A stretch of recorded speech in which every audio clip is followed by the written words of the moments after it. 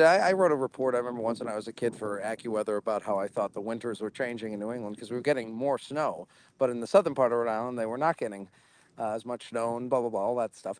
Then 2005, still a kid, I wrote the what became the official record list for the 2005 Atlantic hurricane season because I just kept going, oh, well, how many major hurricanes in the Caribbean? How many major hurricanes? Okay, they went to the Gulf of Mexico, blah, blah, blah, blah, blah, blah, blah. And I made up a 21-page report of every record set by it. And then different meteorologists like, who the hell is this accordion guy?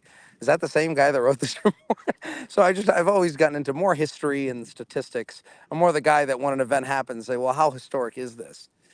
Which is funny because we're talking about that today. We're going to get into Rhode Island.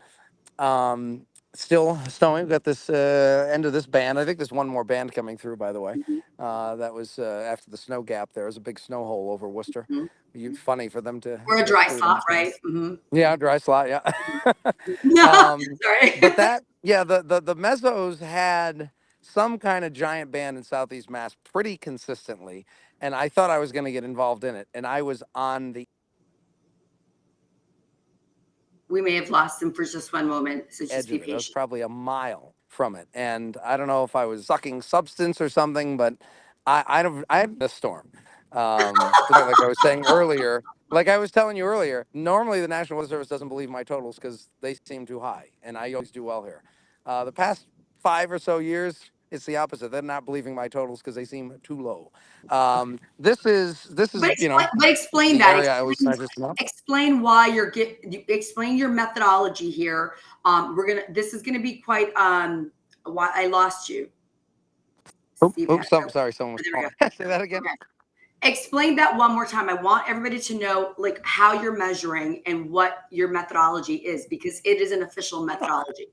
Well, I mean, the way to measure snow is a whole other thing. Is you go by the 6 hour rule. You, you don't want to go sideways here. You don't want to just stick a thing in the ground like this here and say, oh, that's how much snow we have.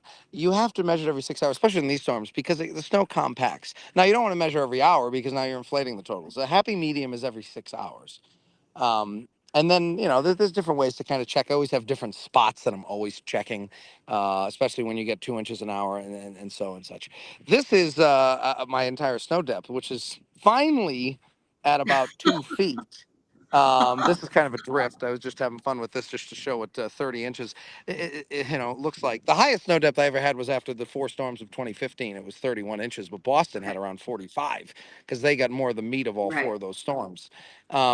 But I had 10 inches on the ground with a crusty top, with an inch of crust. So the fact that there's only 2 feet, shows you that at most maybe 14 inches compact total. So it's hard to Mhm. say more than 16, 17, 18 inches, which is nuts because everyone around me has more than 2 feet. And Providence broke Right. its all-time record Right. hours ago by a Uh, mile. The blizzard of 78. Now, the town I'm standing in here, by the way, this is where it was the center of the blizzard of 78. We got 50 inches of snow because many had reported over 40, and in those days they didn't do the 6 hour rule. So the way we measure snow now, it was certainly over 50 inches of snow here, and I'm at 350 feet elevation. And the blizzard of 78 now has been beaten for Providence, where they had 28.2 or 28.7.